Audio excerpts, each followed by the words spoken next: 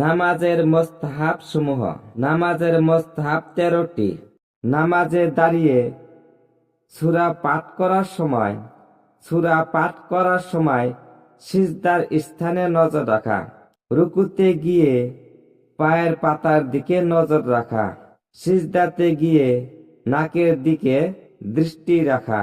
আত্তাহিয়াতু পাঠকালে কোলের উপর দৃষ্টি রাখা। সালাম ফেরানোর সময় দুই কাঁধের দিকে দৃষ্টি রাখা।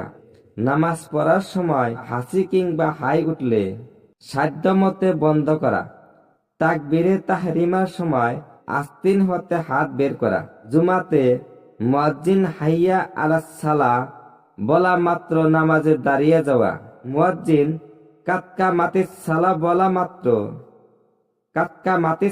বলা মাত্র ইমামকে নামাজ আরম্ভ করে তরতিব মতো নামাজ পড়া।